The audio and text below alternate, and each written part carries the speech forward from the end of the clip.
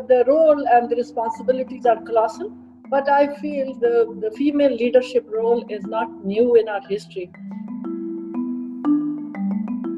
I would like to start off the interview with a conversation about your journey as an officer of Pakistan Armed Forces. How was it for you? The journey spreads over 4 decades. I was born to a very value-oriented Pathan family from Swat, and then at that time my father was an officer and a gunner.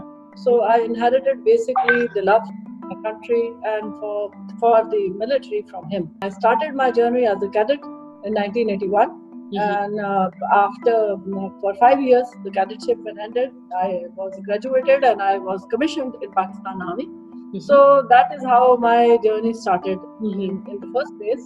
And then after that, there was a series of promotions and ranks. So I passed through that journey of major and a lieutenant colonel and a colonel and a brigadier and a major general and now finally a lieutenant general. So the journey was long, but it was really rewarding, and I am so thankful that I'm in an organization that is merit-based and it believes in merit. As a Surgeon General of the Pakistan Army, as you know, most women would experience some challenges in these roles. Did you face any challenges? Yes, of course. In my time, there were certain hurdles. For example, starting with my father, I told you I come from a Pathan family. So he was against my joining army and job.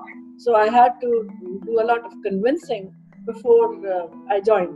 So the challenges started from there. And then, and as a captain, I wanted to be a cardiologist.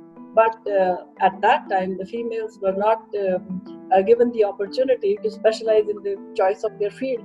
And so therefore, I was not given cardiology. I feel Allah has its own path, and my path to the glory was something different. How do you view your role as, as a female leader in the Muslim world? How do you view your role and responsibilities? The role and the responsibilities are colossal, but I feel the female leadership role is not new in our history.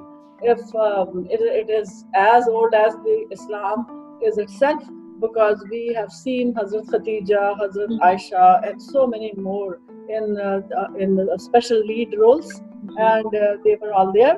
And then if you talk about this space of Indo-Pakistan or the region, then we have Razia Sultana, the first ruler, and so many other more. So the Muslim women leadership is not new, although in the military, yes, in this part and in the Muslim world, I'm the first lieutenant general, and I'm proud to be that. But at the same time, I'm immensely humbled, and I feel there is a huge responsibility, and the responsibility is to lead my medical setup into excellence. Speaking of medical setup, I believe you've been very, very crucial when it comes to Pakistan's response in the fight against coronavirus.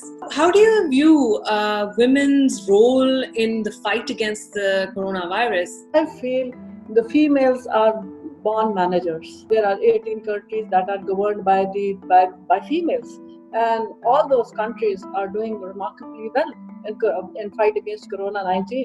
And similarly, in our country, I am happy that the military hospital, the biggest military hospital that was given the responsibility of Corona patients, was commanded by me. So I think I did a good job because the mortality and the morbidity rates are low. We've seen that Western media tends to portray women, Muslim women, as invisible members of the society, helpless.